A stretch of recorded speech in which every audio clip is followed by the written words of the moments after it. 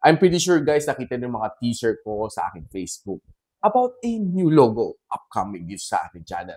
And we've been roughly 4 years down the road dito sa Gadget Sidekick, and we started last September 2019, just before the pandemic hits. And of course, gusto ko pasalamatan lahat ng 220,000 subscribers for being here with me before pandemic, during pandemic, and after pandemic. And nakita natin ang ibang channels parang nagpapalit ng logo. And parang pinakauso ngayon is hexagon or 6 na kanto. But of course, di tayo bandwagon makikisaw-saw. And ang logo naman natin is more of a caricature ni Gadget Sidekick. So I've decided to improve it using the same concept. And meron ako nakita, sobrang galing niya guys. Si Sir Christian ng Tensai Creation.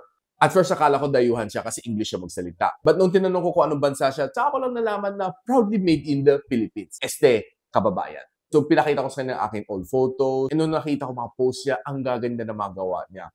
Sobrang kamukha yung mga drawing niya, yung mga caricature niya. And to be honest with you, doon ako manghang-mangha sa kanya. And we've been reviewing a lot of tablets dito sa ating channel. And probably there are some more upcoming. Manghang-mangha ako sa kanya kung paano siya drawing ng ganong ka-smoothly sa mga tablet. So, yung design concept is sumisipa si Gadget Sidekick and not really lumilipad na like before. And I want a different kind of posing with some lightning and some wind effect, which is Sir Christian na bahala mag-formulate. And pati sapatos ka pinagde-debate namin kung Adidas nga ba o Nike. Thank you, Sir Christian, for being so patient with me, and nagtapos kami in 2 weeks. Tara, tingnan muna natin ang drawing ni Sir Christian kung paano ginawa ang aking bagong logo. Yo, what's up guys? Yan. Ito ang client natin ngayon, Pinoy client. Yan. So, ang client natin ngayon ay si Sir Gadget Sidekick. Yan. Kung sa mga nakakilala sa kanya, isa siyang content creator. Tapos, nagre-review siya ng mga gadget.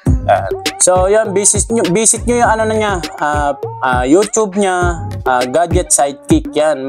Makikita nyo yung mga post niya dyan. Tsaka sa Facebook and TikTok. So, itong request ni Sir na to, medyo marami siyang na-request dito. Example, yung una niya kasing logo, parang Bruce Lee. Yan, Bruce Lee style. Yan, idol niya kasi si Bruce Lee. So, syempre, ginawa natin siya ng caricature style na parang naka-kick yung design niya. Then, ginamit natin syempre yung kanyang head, bandang head niya. Yan. Ito kung mapapansin nyo, nagla-line out tayo sa bandang mukha ni client. So yun guys, kung mapapansin nyo, naka-landscape tayo ngayon. Naka-landscape yung video natin. Requesting kasi ni Sir yan na i-landscape para magamit niya rin para sa logo reveal niya. Yan. Ito kung mapapansin nyo, meron na tayong rito, parang smoke clouds yan na nakapalibot sa kanya. Isa sa request din ng client natin yan. Dito naman naglalagay na tayo yung parang line dun sa damit ni Bruce Lee. Ayan, nagdadagdag tayo ng pinaka-line niya. Dun sa parang jogger niya na damit ito. Ayan. So, yan guys, sa mga naghahanap ng mga tablet na budget friendly na tablet na pwede nyong gamitin sa pagde-design. Ayan, visit nyo yung YouTube ni Sir Gadget Sidekick.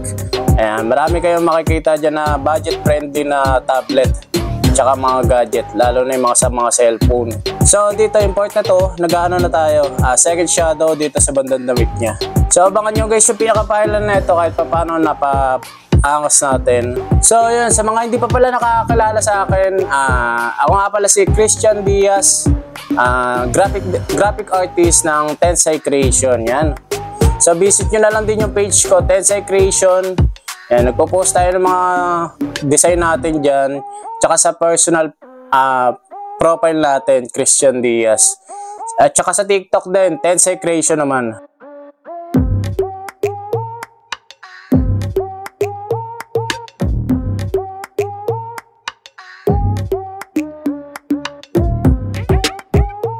So dito bandang part na to, nagdadagdag lang tayo dito sa cellphone ni Sir.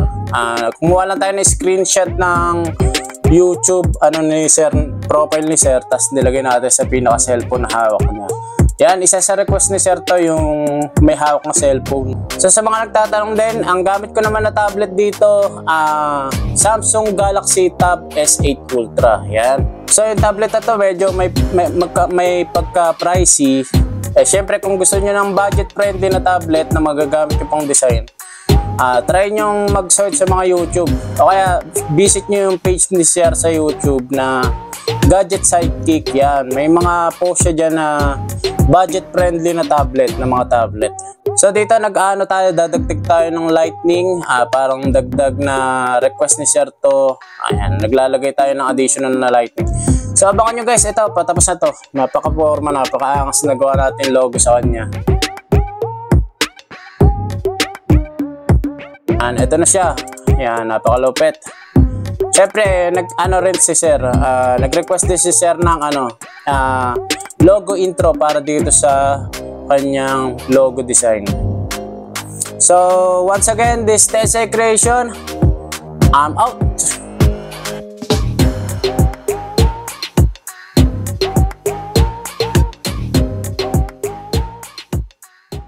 So yun, nakita nyo na, mukha siyang madali, no? I mean, it was so smooth. Parang gusto ko rin mag-drawing after nang nakita ko paano siya mag-drawing.